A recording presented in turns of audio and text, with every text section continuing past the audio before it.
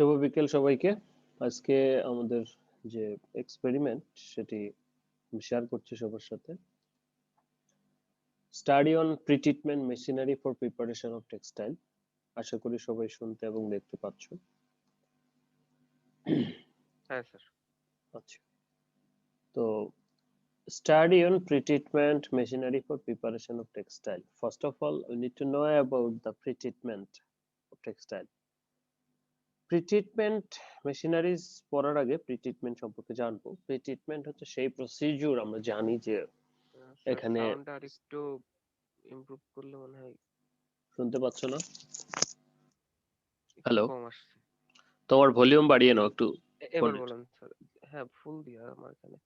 এবার ঠিক আছে স্যার। আচ্ছা,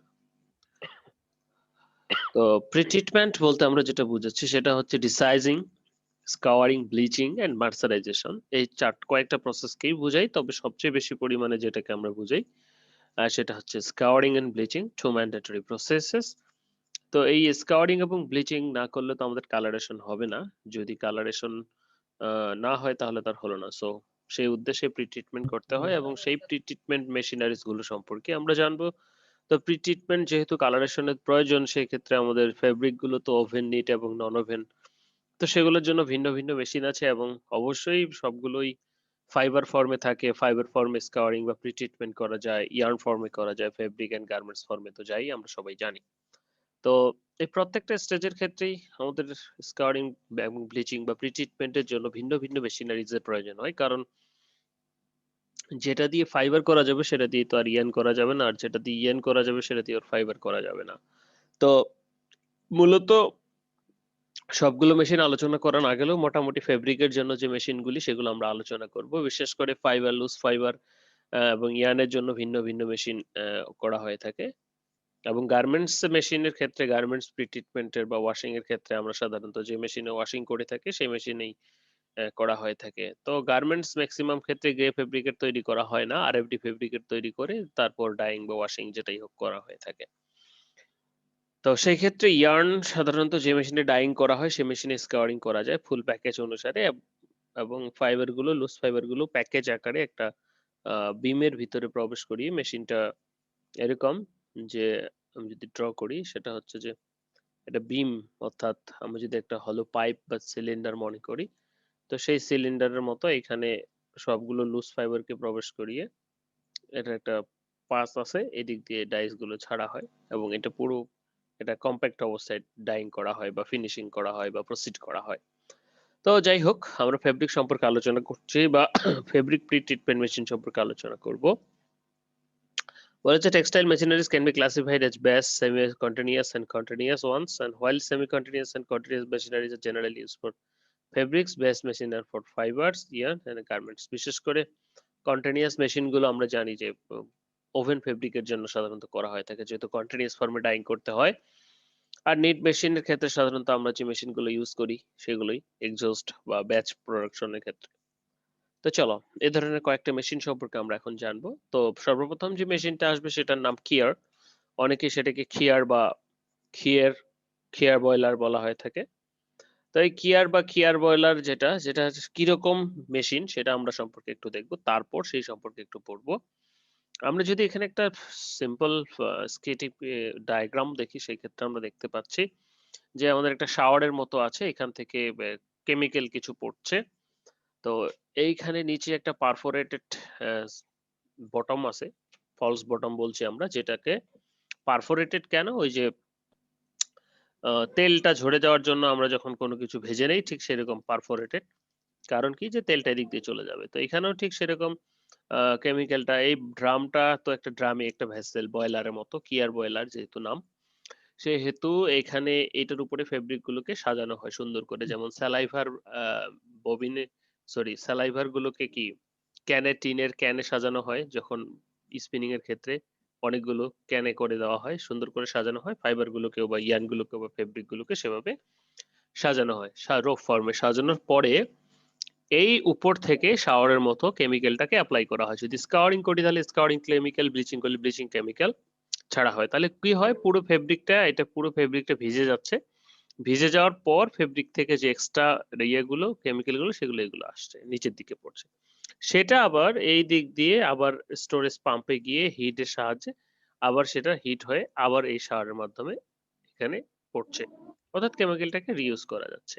সেটাকে আমরা কেয়ার বয়লার বলছি। এটাতে অনেক পরিমাণ একসাথে করা যায়।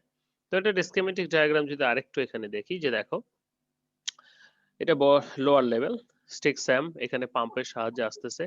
এখানে হিট এক্সচেঞ্জার, ঠিক আছে? হিট এক্সচেঞ্জারের মাধ্যমে হিটটা ঠিক হচ্ছে এবং এই ফেব্রিকটা ঘুরে দেখো গাইড রোলারের মাধ্যমে বা স্লিপিং উইন্ডস এর মাধ্যমে আমি কি করছি ফেব্রিকটাকে এখানে ফিট করছি। এখানে সুন্দর করে ফিট করছি। করার পর এটা ম্যাক্সিমাম লেভেল এবং এখান থেকে আমি কি করছি নজেলের স্প্রে নজেলের মাধ্যমে এখানে আমি কি করছি আমার যে কেমিক্যালটা সেটাকে দিচ্ছি এবং একই সাথে এই ঢাকনাটা ক্লোজ করে দিলে এখানে প্রেসার এবং টেম্পারেচার ইনশিওর করা যাবে। ওকে, তারপর এখান থেকে বের করে আমি স্কাওয়ারিং করছি। সুবিধা বা অসুবিধা যেটা হলো যে এখানে অত্যন্ত অল্প লিকুইডে আমরা কাজ করতে পারি, যেমন মেনটেন 1:3 আমরা যেটা ডাইং এর ক্ষেত্রে বা নর্মাল স্কাওয়ারিং এর ক্ষেত্রে 1:20 বা 1:7-8 ইউজ করে থাকি সেটা। সো তাহলে কিয়ার সম্পর্কে একটু ধারণা হয়েছে। তাহলে আমরা কিয়ার্স কি, তাহলে কিয়ার্স আর সিলিন্ডারিক্যাল vessel definitely especially designed to carry out the scouring of cotton in rope form. Rope form অর্থাৎ রোপ ফর্মটা কিরকম যে আমরা যখন কাঁথা বা শাড়ি গামছা নিংড়ানোর জন্য একত্রিত করি সেটাকে আমরা রোপ ফর্ম বলছি। Okay, so kiers may be open where scouring is carried out boil atmospheric temperature presence of or may be closed high temperature pressure. সেটা নর্মাল খুলেও হতে পারে ক্লোজড ভেজেলও হতে পারে। ম্যাটেরিয়াল কনস্ট্রাকশন জেনারেলি স্টিল এটা সাধারণত হয়ে থাকে। এছাড়াও কাস্ট আয়রন যেটা মনে করো টিউবওয়েলের যে লোহাগুলো ভঙ্গুর অথচ শক্ত একটু বালি বালি মনে হয় সেই টিউবওয়েল যেটার বডিটা যেটা দিয়ে তৈরি সে ধরনের টিউব অয়েলের বডিটার কাস্ট আয়রনের মতো আয়রন দিয়ে তৈরি এবং ইনার সাইডে কিছু কাভারিং কোটিং ম্যাটেরিয়াল দেওয়া থাকে, সেই coat of sodium silicate cement and magnesium সালফেটের কোটিং দেওয়া থাকে হচ্ছে ভিতরের দিকে। ওকে, এই হচ্ছে কনস্ট্রাকশন গেল। আরেকটু আছে যে kier has perforated false bottom and located in 18 inches above the base. এই বেস থেকে প্রায় পারফোরেটেড বটমটা কত 18 ইঞ্চি উপরে and the fabric is piled এখানে সাজানো হয় either manually or by mechanically piler. ওই যে স্যালাইভার গুলো রাখায় ইয়েতে টিনের ক্যানে তারপর ড্রয়িং ড্রাফটিং হয় ঠিক স্পিনিং মিলের ঠিক সেরকম। So it is important to lay the fabric in even manner otherwise the channel of the at least resistance. তো এটাকে যদি এলোমেলো ভাবে সাজাই তাহলে কেমিক্যাল গুলো হয়তো সব জায়গায় সব ভাবে যাবে না, বাট আমরা যদি এটাকে একটা ম্যানার ওয়াইজ একটা ক্লক ওয়াইজ বা একটা কোনো প্রসিডিউর মেনটেন করে সাজাই সেক্ষেত্রে কি এখানে আমার সমস্ত কেমিক্যাল গুলো ভিতরে প্রবেশ করতে পারবে। ওকে, সেজন্য ইভেন স্কাওয়ারিং এর জন্য রেগুলার স্কাওয়ারিং এর জন্য ইউনিফর্ম স্কাওয়ারিং এর জন্য আমাদের রেগুলার করে সাজাতে হবে বা সুষম ভাবে সাজাতে হবে। Then the movement of the fabric is avoided.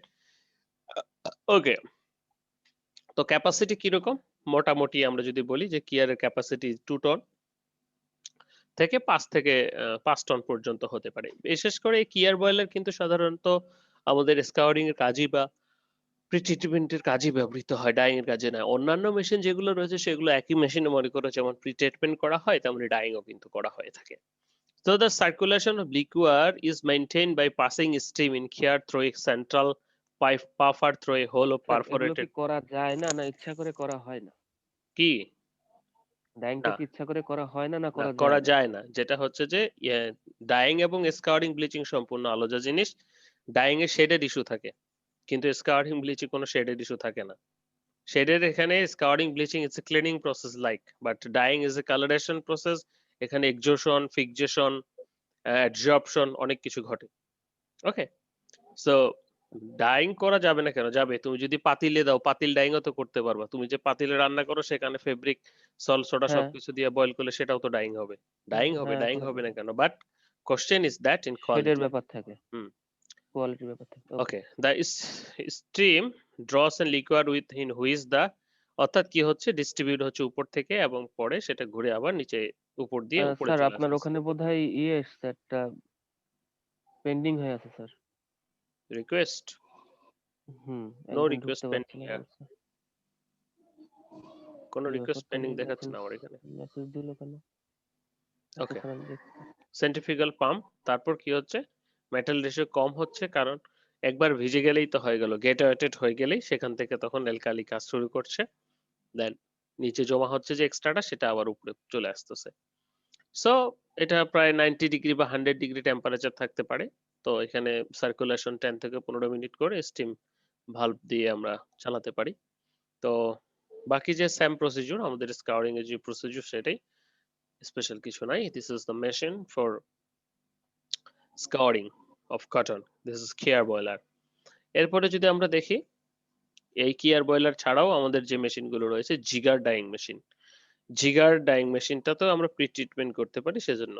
তো জিগার ডাইং মেশিন বলার কারণ এখানে দুটো জিগ রয়েছে বা ইয়ে রয়েছে। আমরা যদি দেখি একটু মেশিনটা সম্পর্কে দেখো, এখানে দুটা ইয়ে রয়েছে, ক্লথ রোলার রয়েছে। এই একটা রোলার, এই একটা রোলার। তো দুই রোলারে একটাতে গ্রে ফেব্রিকটা জড়ানো আছে, আরেকটাতে হচ্ছে তোমার ইয়ে ফেব্রিক গুলো জড়ানো হবে। অর্থাৎ যে ফেব্রিক গুলো গ্রে ফেব্রিকটা নিচে যখন গাইড রোলারের মাধ্যমে নিচে গিয়ে সেটা ক্লিনিং সলিউশন অর্থাৎ অ্যালকালাইন সলিউশন, স্কার্ডিং কেমিক্যালের যে সলিউশন সেই কেমিক্যালের সলিউশনের ভিতর দিয়ে তারপর উপরে এসে এখানে জমা হবে। এটা কিন্তু মেশিনের ভিতরেই। তাহলে কি হচ্ছে, আলটিমেট গ্রে ফেব্রিকটা যখন সলিউশনের ভিতর দিয়ে উপরে চলে আসতেছে তখন সেটা কি গ্রে ফেব্রিকটা এখানে ইয়ে শোষণ করছে, কি কেমিক্যাল গুলো শোষণ করছে, কেমিক্যাল গুলো শোষণ করে সেটা কি উপরে চলে আসতেছে। এবং এখানে একটা জিনিস বিষয় লক্ষণীয় দেখো যে এখানে কিন্তু গাইড রোলার রয়েছে এবং টেনশনার রয়েছে, যার কারণে কি হচ্ছে যে ফেব্রিকটা কিন্তু কুচকানো হওয়ার কোনো সম্ভাবনা নাই। তো ফেব্রিকটা কিন্তু একটা টেনশনের মধ্যে দিয়ে টান টান অবস্থায় কিন্তু এখানে ওয়ার্পিং হচ্ছে। এবং সেই সাথে এটা যেহেতু একটা ক্লোজড ভেসেল, তো পুরো সময়টা জুড়েই আমার কি হচ্ছে, এইখানে ফেব্রিক গুলোও কিন্তু ট্রিটমেন্ট হচ্ছে বা স্কাউরিং হচ্ছে। কারণটা হলো যে এইটা তো ক্লোজ ভেসেল এবং এখানে টেম্পারেচারটা থাকছে, ঠিক আছে না? তো এখানে তখন স্কাউরিংটা হচ্ছে। বিষয়টা বলা হচ্ছে যে জিগার is one of the oldest fabric processing machine that can be used for the pre-treatment and dyeing of textile. এটার সাথে একই সাথে ডাইং এবং প্রি-ট্রিটমেন্ট করা হয়, বিশেষ করে ওভেন ফেব্রিক গুলোর জন্য, যেহেতু ওভেন ফেব্রিক গুলো ওপেন উইথ ফর্মে ডাইং করা হয় এবং we should care about that, যদি যেন যেখানে কোনো প্রকার ক্রিজ ফর্ম না করে। তো সেজন্য সাধারণত আমরা টেনশনে ওভেন ফেব্রিক গুলো ডাইং করে থাকি, তাই না? যে রোলারের মাধ্যমে বড় বড় বাতে করে থাকি। তো এই ক্ষেত্রে এই জিগার মেশিনের মাধ্যমে কিন্তু আমরা স্কাউরিং এবং ডাইং করতে পারি। So open with form and tension form, and hence those fabric which can be with the standing tension and must not be creased during the processed in jigar. অর্থাৎ জিগারের সুবিধাটা হচ্ছে এখানে ফেব্রিকটা টেনশনে যেহেতু থাকছে তা সেহেতু সেটা কি ইয়ে হচ্ছে না, ক্রিচ পড়ছে না, ভাঁজ পড়ছে না। তারপরে যদি ওভেন ফেব্রিকটাকে ডাইং এক্সজস্ট অর্থাৎ নিটিং মেশিনের নিটিং মেশিনে প্রসেস করো তাহলে কি হবে, সেখানে ভাঁজ পড়ে যাবে না, অনেক ক্রিজ পড়ে যাবে। So Zigar consists a V-shaped through the steel and rollers above the throw on where fabric treated on from old roll it, and fabric passes from one roller through guide roller and is roller আমরা যেটা দেখলাম নিচে। So during the process fabric open with when Union's roller passes through the guide roller, same জিনিস মোটামুটি আমরা temperature সেটাই 10 থেকে 15 minute সাধারণত এই রোলটা থাকে, আবার এদিকে খুলে এদিকে যায়, এদিকে খুলে এদিকে যায়। তো যতক্ষণ প্রয়োজন হয় ওই অনুসারে আমরা কি করছি, এখানে মেশিনটাকে ইউজ করে প্রি-ট্রিটমেন্ট করছি। অর্থাৎ লিকুইড গুলো যখন ফেব্রিকে স্যাচুরেটেড হয়ে যাচ্ছে তখন সেটা রিঅ্যাকশন করছে। ওকে, এটা হলো জিগার মেশিন। তাহলে জিগারের কাজ কি, এখানে ফেব্রিক র ফেব্রিক ঘোরানো আছে, এটা ঘুরে এদিক দিয়ে টেনশনে এখানে লিকুইডের ভিতর দিয়ে আবার এখানে ওয়ার্পিং হবে। তো এখানে তাহলে কেমিক্যাল সহ ওয়ার্পিং হলো। তাহলে মেশিনের ভিতরে যত সময় জুড়ে থাকতেছে তত সময় জুড়ে টেম্পারেচার এবং প্রেসার তার উপর কাজ করতেছে, তাই না? ওকে, এরপরে হচ্ছে যে ওল্ড জিগার্স। এটার ক্যাপাসিটি প্রায় 200 লিটার, 500 থেকে 1000 মিটার ফেব্রিক ওয়েট। এরপরে অর্থাৎ কতগুলো দেওয়া যাবে। তারপরে হচ্ছে যে লেন্থ, মডার্ন হাই ক্যাপাসিটি জিগার। এই মডার্ন হাই ক্যাপাসিটি জিগার প্রায় 750 মিলি লিটার পর্যন্ত নিতে পারে। ফেব্রিক লেন্থ প্রায় 5000 মিটার পর্যন্ত। ওকে, এবার আসবো আমরা একটা উইন্স ডাইং এ। উইন্স ডাইং বলা হচ্ছে কারণ এর একটা উইন্স রয়েছে, সেটাকে উইন্স ডাইং বলা হচ্ছে। এটাও একটা ডাইং মেশিন। এটা সাধারণত ইউজ করা হয় নিট ডাইং এর ক্ষেত্রে এবং বাংলাদেশে অনেক বেশি পপুলার। তো এই উইন্স ডাইংটা কিরকম আমরা একটু দেখে নেই। উইন্স ডাইং মেশিন তো এটা তোমরা ফ্যাক্টরিতে হয়তো দেখে থাকবে উইন্স ডাইং মেশিনটা, যে এটার ভিতরে সাধারণত একটা ক্রস সেকশন এরকম একটা হুইল থাকে যেটাকে আমরা উইন্স বলছি। এই উইন্সটার কারণে এটাকে উইন্স ডাইং মেশিন বলা হয়। তোমরা লক্ষ্য করলে দেখবা যে ওয়ার্কাররা কাপড় লোড করে দুই প্রান্তকে গিট্টু দিচ্ছে, তাই না? গিট্টু দেওয়ার কারণ হচ্ছে যে এটা একটা সার্কুলার হয়ে গেল তখন। এটা একটা সার্কুলার হয়ে গেল। তখন ফেব্রিকটা কি এদিক দিয়ে আসতেছে, এখানে জমা হচ্ছে, এখানে জমা হচ্ছে। তারপর এখানে জমা হচ্ছে, তারপর এইখান থেকে ফেব্রিকটা কি হচ্ছে দেন উপরে উঠতেছে। তার মানে কি? ফেব্রিকটা আগে উইন্ডস ঘুরে এখানে এসে জমা হচ্ছে। তারপর আস্তে আস্তে এই পুরো ফেব্রিক পথটা সে সলিউশন পথটা পাস হচ্ছে সলিউশন অ্যাবজর্ব করতে। তারপর সেটা উপরে যাচ্ছে। সো ফেব্রিকটা কি স্যাচুরেটেড হচ্ছে এবং যেহেতু টেম্পারেচার এবং প্রেসার ইনশিওর করা যাচ্ছে সেহেতু উইন্ডস ডাইং এর মাধ্যমেও কিন্তু আমাদের প্রি-ট্রিটমেন্ট করা যায়। নিডস গুডস গুলো ব্রাইডেড নিডস গুডস এগুলো সাধারণত করা হয়। উইন্ডস ডাইং বলা হচ্ছে যে it is old processing equipment which is process fabrics in raw form and it is suitable for all those fabric which can withstand creasing, dropping, rope forming process, and of the major difference in which jigger is lower amount of taking tension. পার্থক্য যেটা হলো এখানে আমাদের material two liquor ratio বেশি লাগে এবং এখানে tension কোনো কিছু টেনশন থাকে না। তো এখানে যখন ফেব্রিকটা যাবে তখন তো এটা টেনশন থাকবে না। জিগারে যেরকম রোলারের পর রোলার দিয়ে টেনশন দেওয়া হয় সে ধরনের এখানে কিন্তু কোনো প্রকার টেনশন থাকতেছে না। So in which fabric is from endless loop একটা লুপ ক্রিয়েট করছে এবং ঘুরতে থাকছে। ওকে, so at the deeper of the throw the fabric rises and passes over 15 centimeter rail known as jockey or flyer। এই উপরে একটা জকি এবং flyer আছে যেটার মাধ্যমে আমরা ফেব্রিক ইয়ে করি পাস করি। passes over 15 and much larger typical ভিতরে একটা ওই ইয়ে রিল আছে ঘুরতেছে। the rotation of the winch rail provides the motion. এই যে উইন্ডস রিলটা কি করছে অফ দ্য ফেব্রিক, এটাই কিন্তু আসলে ফেব্রিকটাকে টেনে এখানে নামাচ্ছে যেমন এবং এদিক থেকে টেনে আবার উপরে ওঠাচ্ছে। ঠিক আছে, the rotation of the winds will provides the motion of the fabric. There is no positive grip between the fabric and steel, and the fabric movement take places due to the friction of and the weight of the fabric. ওকে, এই হচ্ছে আমাদের winds machine. তাহলে কি হচ্ছে, এখানে একটা wins রয়েছে বা একটা চাকার মতো কপিকলের মতো রয়েছে যেটার মাধ্যমে ঘুরেই ফেব্রিকটা লিকুয়ার থেকে আবার উপরে আসতেছে, আবার তাকে হয়ে ঘুরে লিকুয়ারে চলে যাচ্ছে। ওকে, এভাবে ড্রপ ফর্মে সাধারণত আমরা উইন্স ডাইং মেশিনে ডাইং করতে পারি। ওকে, এরপরে যদি আমরা বলি এখানে তো ম্যাটেরিয়ালিস্ট লিকার অনেক বেশি 1:25 বা 1:20, সব ক্ষেত্রে 1:10 এরকম করে থাকে। 10 1:10 1:15 লাইক জেবক্স। ওকে, জেবক্স। জেবক্স নামকরণ বলার কারণ হচ্ছে এই জেবক্সটাকে একটু ভালো করে দেখলে দেখা যাবে এটা একটা ইংরেজি যে অক্ষরের আমরা যদি দেখি এটা একটা ইংরেজি যে অক্ষরের মতো। এখানেও কিছু চেম্বার থাকে, যেমন প্রথমে যদি আমরা দেখি সেটা হচ্ছে ডাইলিকুয়ার, এখানে ডিসাইজ লিকুয়ার। যদি এটা ডিসাইজিং করি তাহলে ডিসাইজ লিকুয়ার, যদি এটা স্কারিং ব্লিচিং করি তাহলে স্কারিং ব্লিচিং লিকুয়ার থাকছে বা লিকুয়ার মনে হবে। দেন হচ্ছে যে আমরা যদি দেখি স্যাচুরেশন, এখানে যেমন সোডিয়াম হাইড্রোক্সাইড বা কাস্টিক এগুলো থাকতে পারে। এরপরে সেটা স্যাচুরেটরের ভিতর দিয়ে দেখো তোমরা একটু লক্ষ্য করো সেটা প্রি হিটারে যাচ্ছে, প্রি হিটারে মোর দেন টেম্পারেচার 220। প্রি হিটারের পর সেটা একটা জে এর মতো অংশে যাচ্ছে যেটাকে আমরা জে বক্স বলছি। এখানেও সে হিটিং হচ্ছে, প্রয়োজনীয় টেম্পারেচার এবং অক্সিলারি সহ যখন আসতেছে তখন সে ইয়ে হচ্ছে, তো স্যাচুরেটেড হয়ে স্কাউট হয়ে যাচ্ছে। তো এটাকে সাধারণত আমরা জে বক্স বলি থাকি। তো এটার মাধ্যমে নিট তারপরে হচ্ছে ওভেন দুটোই করা যায়। বলা আছে in continuous process JBox machine is used in called JBox machine because the square vessel looks the English letter J, and the JBox is mainly steel tube and a big capacity fabrics with composition of care where it is first in and last out in the supplied form of the pulled। যাই হোক, ডিসাইজিং scarring bleaching সবই করা যাচ্ছে। তো এখানে pre heater থাকছে, তারপরে জেবক্স থাকছে এন্ড ওয়াশিং ইউনিট থাকে। এই যে স্যাচুরেটর, প্রি হিটার, জেবক্স, এরপরে ওয়াশিং, এটা ছিল একটা। এরপরে যদি আমরা চলে আসবো সেটা হচ্ছে প্যাডিং ম্যাঙ্গেল। প্যাডিং ম্যাঙ্গেলটা কি? প্যাডিং ম্যাঙ্গেলটা কিছুই না, দুটো রোলারের সমন্বয় আমাদের স্ট্যান্ডার্ড মেশিন, তারপর বাকি যে মেশিন গুলো রয়েছে যেমন ড্রায়ার এগুলোর গোড়ায় থাকে সাধারণত দুটো রোলারের সমন্বয়। এই প্যাডিং ম্যাঙ্গেল হয়তো আমরা অনেকেই দেখেছি যে দুটো রোলার থাকে জাস্ট। উপরে রাবার কোটেড রোলার, রিলে স্টিল রোলার থাকলে থাকতেও পারে, না হলে রাবার কোটেডটা দেওয়া যেতে পারে। রাবার কোটেড দিলে যেটা হবে সেটা হবে টাইট বেশি হয়ে যাবে ইয়েগুলি।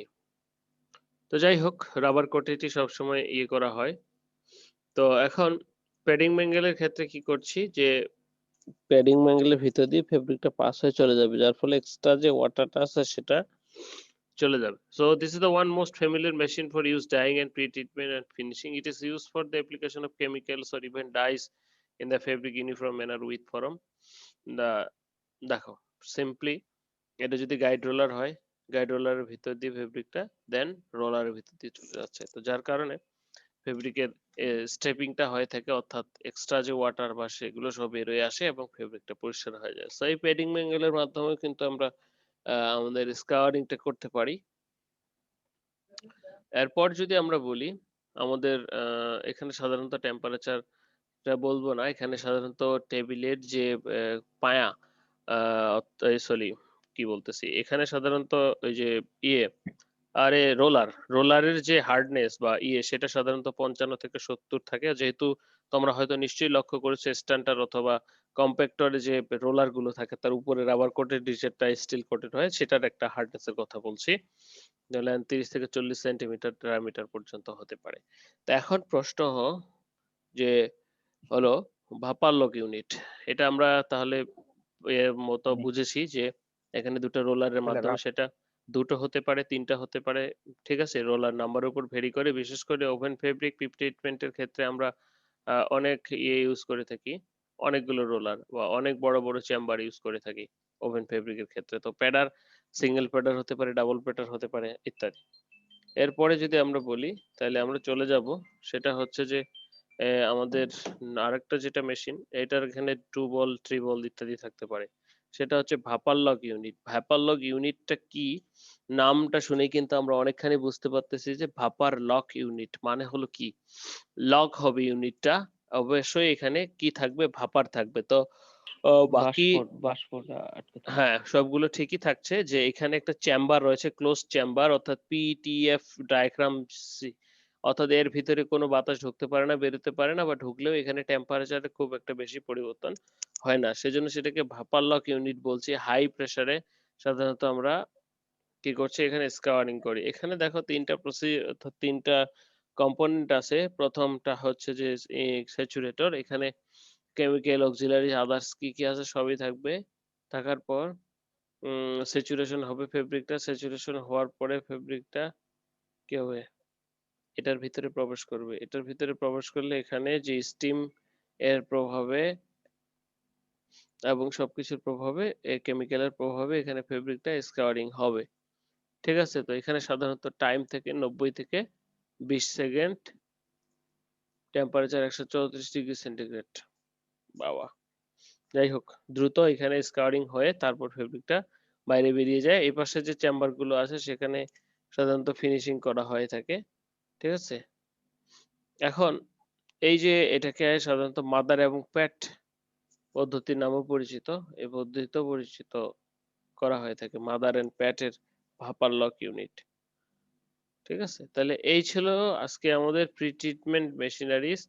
প্রি ট্রিটমেন্টের মেশিনারিজ এর ক্ষেত্রে সর্বপ্রথম আমরা যেটা দেখেছি সেটা হচ্ছে খেয়া বয়লার। খেয়ার বয়লার কি, তাহলে সিম্পলি একটা বয়লার কাস্ট আয়রনের তৈরি, যার ভিতরে ফেব্রিক গুলোকে একটা ফলস বটমের উপর সাজিয়ে তার উপর থেকে কেমিক্যাল স্প্রে করি। কেমিক্যাল স্প্রে করলে ফেব্রিক গুলো ভিজে যাবে এবং ডিজায়ার্ড ইফেক্ট আমাদের সাদা যে করতে চাই সেটা দিবে, ঠিক আছে। যাই হোক, আর জিগারের ক্ষেত্রে তো আমরা জানি, জিগার সবাই জানি যে ওভেনের ক্ষেত্রে দুটো রোলারের মাধ্যমে, উই নো অ্যাবাউট ইট। তারপরে যদি আমরা বলি উইঞ্চের ক্ষেত্রে আমরা নিটের ক্ষেত্রে যেটা ইউজ করে থাকি যে একটা উইন্সের মাধ্যমে হচ্ছে। এরপরে যদি আমরা বলি জে বক্স তো মোটামুটি দেখলাম, স্যাচুরেশন হিটার, জে বক্স। তারপরে যদি আমরা বলি প্যাডিং ম্যাঙ্গেল, তারপরে আসে ভাপার lock unit. This is the most updated, যেহেতু হাই টেম্পারেচার প্রেসারে করা হয় তাই অল্প সময় রাখলেই হয়। তো এই ছিল আজকে আমাদের মেশিনারিজ ফর ফেব্রিক ট্রিটমেন্ট এমনি করে ফাইবারের জন্য ইয়ানের জন্য আলাদা আলাদা মেশিন রয়েছে। So if any question please ask me and after asking question we'll discuss again. কারো কোনো স্যার আমার জিজ্ঞাসা? কিছু কথা ছিল। বলে ফেলো তোমার কি কি কথা। স্যার আমি তো বি সেকশনে আচ্ছা, বলেন, রেজিস্ট্রেশন আপনি বলেন। করছি। এই রেজিস্ট্রেশনের কথা পরে বলো, এই কোর্স সম্পর্কিত কোনো সমস্যা আছে কিনা। আমরা কথা বলবো সেটা সম্পর্কেও, বাট এটা আগে শেষ করি। তো এই যে আজকের এক্সপেরিমেন্ট এ সম্পর্কে কারো কোনো জিজ্ঞাসা আছে কিনা। খেয়ার বয়লার, জিগার স্যার ড্রাই, এর ভিতরে স্যার বহুল প্রচলিত যে মেশিনের কথা বললেন, এই যে স্যার বহুল সাধারণত এই যে প্রচলিত মেশিন হচ্ছে জিগার এবং উইন্স। জিগার হচ্ছে ওভেনে আর উইন্স হচ্ছে নিচে। ওকে, ও, তোমরা যে প্রতিদিন মেশিনে ডাইং করো সেটাই উইন্স। রোপ ফর্মে ডাইং করো না, এখানে গিট্টু দাও না ফেব্রিক ইয়ে করে, সেটাই তো রোপ ফর্মে হয়, একটা ফিতার মতো হলো, হ্যাঁ, সেটাই। হ্যাঁ। এটা শুধু উইন্স স্যার মেশিন। এই যে জিগার এবং উইংস এর মানে ভিতরে বা হুম যেগুলো আমরা করলাম এর ভিতরে হুম। তুলনামূলক কস্টলি বা কস্ট কম এই টাইপের দেখো কোনো কস্টলি বা ইনফরমেশন? কস্ট কম বলতে, যেহেতু এটা ফেব্রিক টাইপস এর উপর ডিপেন্ড করে, তো এখন তুমি যদি উইন্স মেশিনে ওভেন ফেব্রিক করো তাহলে তো আর হবে না, তোমার ফেব্রিকটা হবে না, খুলে না, যাবে, না, না। সেটাকে আবার পরে ক্যালেন্ডার করে সোজা করতে হবে, সে সোজা হবে কিনা।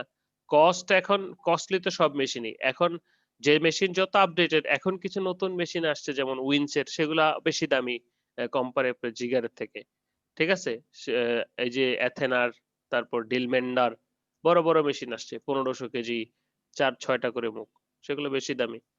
তো অপেক্ষাকৃত ভাবে উইন্স মেশিনটাই বেশি চলে, যেহেতু বাংলাদেশে ওভেন প্রজেক্টের থেকে উইন্স প্রজেক্ট নিট প্রজেক্ট বেশি compare to Jigar.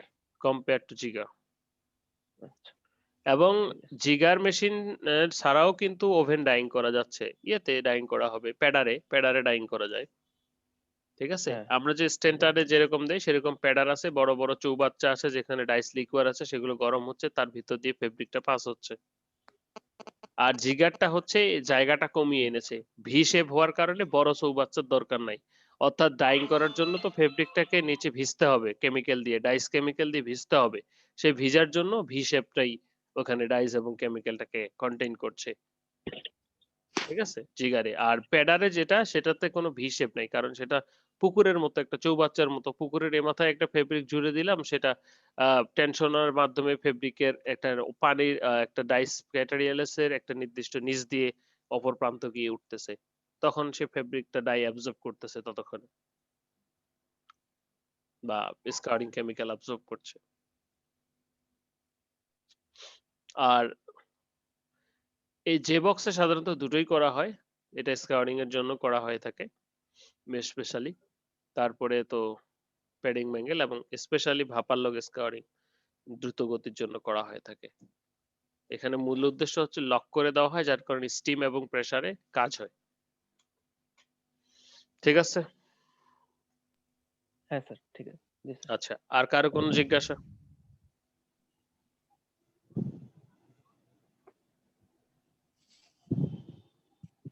Any question please. Sir ওই যে রেজিস্ট্রেশনের ব্যাপারে কথা বলছিলাম। ওকে, তো স্যার আমি তো বিতে রেজিস্ট্রেশন করছি, সেক্ষেত্রে